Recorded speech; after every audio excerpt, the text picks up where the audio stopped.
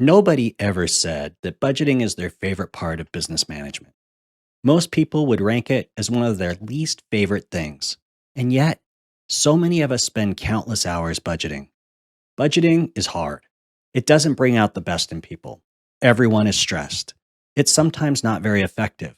Still, we think the pain is worth the gain. We cling to time worn practices, thinking it's the best we can do. There are options within and beyond traditional budgeting. Each company should consider these options and decide which could improve their budgeting process. It's easy to use a similar budget process year after year.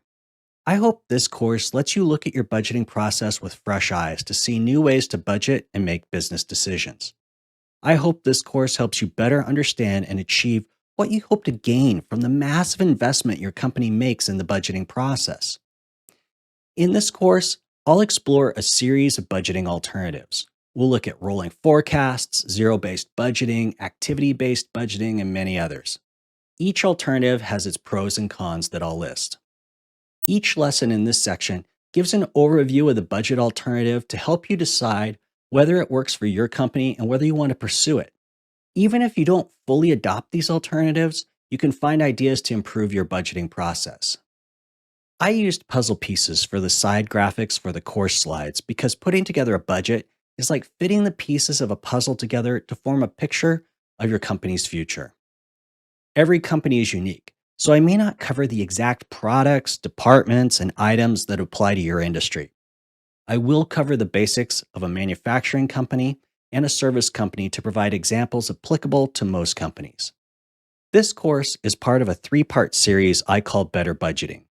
The three parts are the master budget and sub-budgets, the budgeting process, and budgeting alternatives. I originally submitted the series as a single 10-credit course titled Better Budgeting. While I can talk for hours on budgeting, the course site said that people prefer video courses that are 2 to 3 hours or less. If that's true for most courses, I bet it's especially true for something as scintillating as budgeting. So, by popular demand, I broke the course into 3 different pieces. I may make a brief reference to topics I cover in other parts, but don't worry, the 3 courses were the 3 main sections of the original course and do very well as standalone courses. Of course, feel free to grab a big bowl of popcorn and binge watch the whole series. Do companies fail from poor technical budgeting? No, they fail from poor strategy and execution.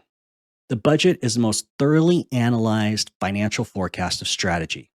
For some companies, it's the only financial analysis of strategy. To be effective, we must mitigate the decision-making errors common to the budgeting process and look for ways to better identify opportunities. The effectiveness of a budget isn't the precision of our forecasts, but the quality of the decisions made in it. The goal of budgeting is to make good decisions. It is then a reliable map for good implementation. Everything in this course is focused on helping you make better decisions through traditional budgeting or alternative processes. I'm Rob Stevens, founder of CFO Perspective. CFO Perspective provides tools and knowledge to make better financial decisions that lead to superior business performance. During my career, I've been the CFO, Senior Vice President of Finance, or Director of Operations of companies with just a few employees to companies with $3 billion in assets and hundreds of employees. I've been part of many budgeting processes, and I've got the scars to prove it. I make courses for company employees as well as for business advisors like CPAs, coaches, and consultants. When I say you, I'm referring to business owners or staff. If you are a business advisor, you can translate you to mean your clients or the business you work for. The titles for the teams or people that put together a budget are different for each company. I refer to the accounting, finance, or FP&A, financial planning and analysis function or department that usually do this as finance in this course just for simplicity. With that intro and admin out of the way, let's get this budget party started. Benefits of budgeting. Many assume budgeting is something that everyone should do, like brushing your teeth or showering. Let's take a step back and look at the benefits of budgeting that have led to its importance. Knowing the benefits helps us better capture them. The budget flows out of your strategic plan. That planning process goes from conceptual and strategic to tactical implementation. In your budget, you will identify which strategies and tactics you will implement over the next year. You may find that the strategy is extremely difficult to attain. A CEO once whispered in my ear at a board retreat, "Do we have enough capital to do what they want to do?" To answer that, a budget would tell me the amount of cash we produce from operations and how much financing we would need. A budget can help a business anticipate and plan for potential financial challenges, which can reduce the risk of financial difficulties in the future. You may run forecasts throughout the year. The budget is usually when significant new assumptions and strategies are projected. Updated assumptions come from your business environment assessments, for example, SWOT analysis. Updated strategies, priorities, and goals lead to new forecasts. The budget still acts as a map once it's approved and we enter the budgeted year. Budget to actual reporting checks to see if we are staying on course. Our vision of where we are heading rarely changes, but our path there often does. As our path changes, we update our forecasts or may even create a new budget. Achieving our goals takes time and money. These are scarce resources that need to be invested in those activities that provide the highest returns. Budgeting forces prioritization. The accrual and income based budget leads to a cash flow projection. That projection may show that we need to take steps towards getting a loan or equity infusions. If we project strong cash flow, we can then make plans for investing or distributing it. Cash flow projections should be made throughout the year. The cash flow projection that's derived from the budget is usually the most accurate cash flow projection of the year. The budget projection often completely replaces data in whatever system, for example, spreadsheets or planning software, you use to make periodic projections. Later projects are then layered in modifications as the year progresses. The budget process is inherently iterative. I've seen budgets with version numbers in the 20s. It can be maddeningly iterative due to the gamesmanship in the process. Sales targets lead to investment needs, for example, people, incentive compensation, advertising, and locations. Multiple rounds of adjustments of revenue and expenses are needed to find a mix to reach profit targets. So, why do I list this as a benefit of budgeting? Budgets force hard choices. Compromises must be reached within the tensions between goals. The struggle can spark creativity. It's not easy, but the process can be very productive. The KPI development process can be broken into two stages: picking metrics, picking targets for those metrics. Picking metrics defines the indicators of success. Setting targets defines the metrics levels needed to be successful. Many of those targets come from the budget. Those targets may be assumptions in the budget, for example, numbers of repeat customers, units sold, utilization rates. They may be outputs calculated in the budget, for example, sales dollars, gross profit, net income, return on equity. Once the budget is approved, you have also set the targets for many items on your KPI dashboard. The budget may also set compensation targets. This would include profit share bonuses, sales bonuses, and other incentive compensation. Related to all this is the budget as motivator. People are driven to achieve goals. The targets set by the budget encourage the performance needed to achieve those goals. Your budget is a record of assumptions and their financial outcomes for the next year. Larger companies often prepare a budget packet with many pages of commentary about the business and its environment. This packet goes well beyond the projected financial statements for the year.